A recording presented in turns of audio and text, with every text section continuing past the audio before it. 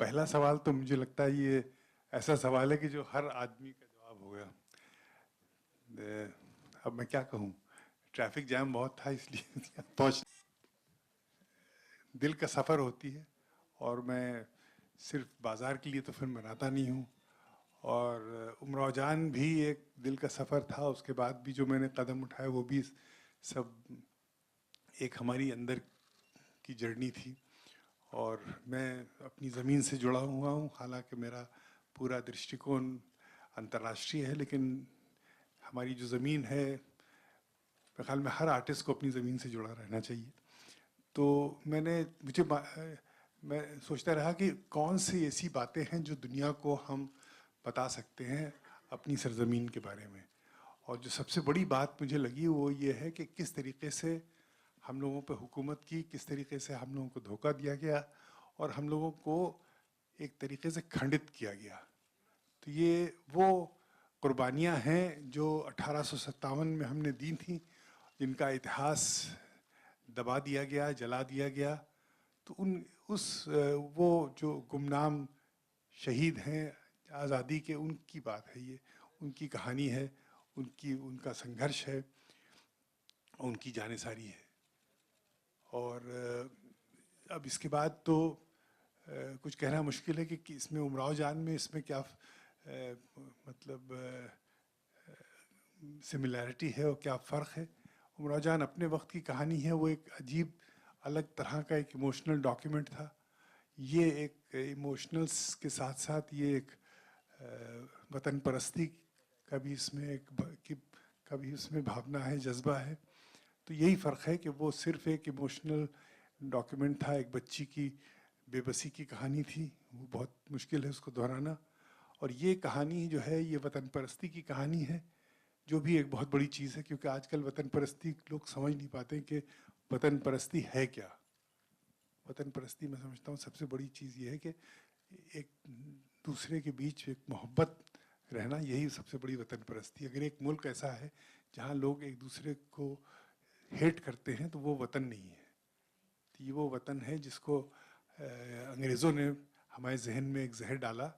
और इस वक्त हमको आज़ादी, जो हमने पहली लड़ाई लड़ी, उसके बाद जो हमारी आखिरी लड़ाई थी सन 47 की, उसके बाद हमें नतीजा क्या दिया, हमको दो करके रख दिया। एक बैठा है उस पार, एक बैठे हैं इस पार। ये वो कहानी है। अच्छा मुजफ्फर सर, जी, इसका टाइटल पहले कुछ और था, उसके बारे में बताइए। टाइटल पहले था रक्स। और रक्स का भी मतलब हमने एक नया मतलब सोचा था कि एक रक्स एक जिसे कहना चाहिए कुर्बान होने का जज्बा है, कि जैसे परवाना शमा के चारों तरफ रक्स करके कुर्बान हो जाता है। लेकिन इत्तेफाक से हमसे गलती हो गई कि हमने सिर्फ इसको रजिस्टर कराने में देर कर दी, किसी और ने करा लिया।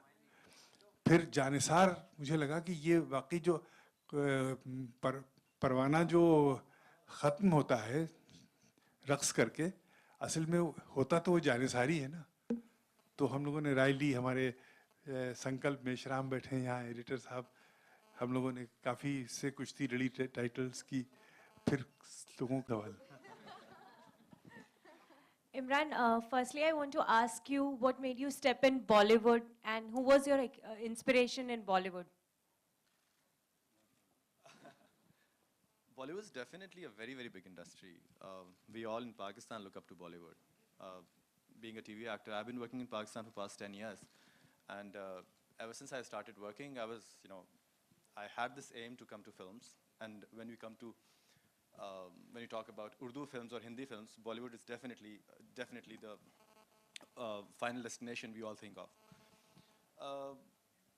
आपने दूसरा सवाल क्या पूछा मुझसे? Inspiration कौन है Bollywood? इंस्पिरेशन मेरी कौन है बॉलीवुड में?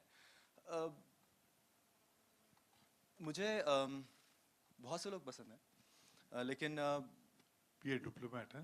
नहीं, लेकिन मैं नसीरुद्दीन शाह साहब का काम बहुत पसंद करता हूँ। And definitely Amitabh Bachchan ji Sorry, का, repeat. नसीरुद्दीन शाह साहब का काम मुझे बहुत पसंद है। दिलीप कुमार साहब, अमिताभ बच्चन जी की मुझे बहुत, national college of arts Lahore. And Muzaffar Ali Saab is a person, as an artist, I seriously idolize him. I always call him art personified. कुछ कुछ मिलने वाला नहीं है। बहुत नहीं, बहुत कुछ मिल गया। तो मैंने जब भी मैं आर्ट्स की बात करता था, क्योंकि मैं क्लासिकल ट्रेंड से थोड़ा सा मैंने म्यूज़िक भी सीखा है, शायरी से भी मेरा लगाव है, लिटरेचर से मेरा कनेक्शन है, पेंटिंग से है। तो मैं जिन जिन चीज़ों के बारे में कभी सोचता था तो मुझे उमराव जान उसके अंदर एक पूरा का पूरा सब कुछ नज़र आता था। A very well designed, very beautifully composed and designed, artistically designed film. So I always wanted to see once in my life कि मुज़फ़्फ़र अली साहब से मैं एक दफ़ा मिल लूँ। तो मेरी बड़ी ख्वाहिश थी कि मैं उनसे कम से कम मिल लूँ, और मैंने कभी सोचा भी नहीं था कि वो वक्त आएगा कि कभी मुझे उनके साथ काम करने का ज़्यादा मौका मिलना मिलेगा। पड़ेगा। इतना ज़्यादा मिलना पड़ेगा कि ये तंग आ जाएंगे मुझसे। लेकिन फाइनली मैं इनसे मिल लिया, और जब आप जानिसार देखेंगे तो आपको अंदाज़ा होगा कि ये फ़िल्म इतनी खूबसूरती से बनाई गई फिल्म है कि इसके अंदर छोटी छोटी डिटेल्स में जो आर्ट्स की काम, मतलब artistically it's so beautifully executed film कि आपको इसमें पेंटिंग्स के भी सारे एलिमेंट्स नज़र आएंगे, आपको इसमें डिज़ाइन के भी, आपको म्यूज़िक का, आपको शायरी का, अदब का, वो सारी चीज़ें जो अब आपको देखने में बहुत बहुत कम मिलती हैं। और मैं यही आप सबसे कहूँगा कि इस तरह की सब मत बताओ, कोई नहीं आएगा देखने में।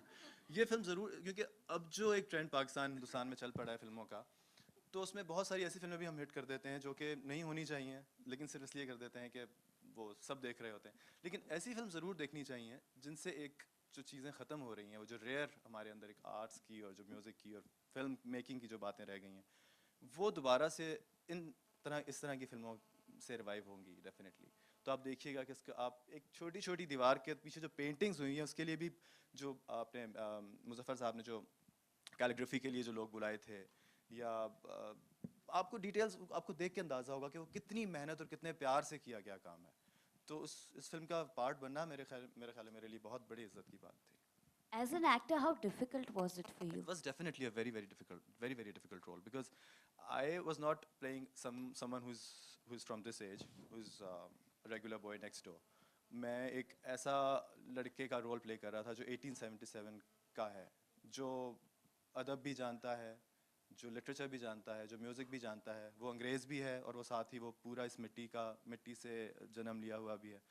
तो वो सारी चीज़ें प्लस राइडिंग, बहुत दफ़ा घोड़ों से गिरा, फिर दोबारा बैठा, क्योंकि सब लोग देख रहे थे तो ज़रा थोड़ी सी एम्बैरेसमेंट हो रही थी, लेकिन सब कुछ सीखा इसके लिए। और बहुत से ऐसे आपको एक ऐसा सीन नज़र आएगा इसमें हमने पानी में घोड़ा चलाना था, दौड़ाना था, साथ मशल भी हाथ में थी, पीछे परनिया भी मेरे साथ थी कि अगर मैं गिरता तो परनिया भी गिरती, और पूरा एक घोड़ों का एक पूरा काफिला था हमारे पीछे। ये सारी चीज़ें सीखने की थी, ये मैंने इससे पहले कभी नहीं की थी, तो it was a long training which I went through. Thank you. Purnia, since Imran said that Imran said that he's been working in industry for almost 10 years and उनके लिए इतना मुश्किल रहा. So it's your debut movie. How difficult or easy?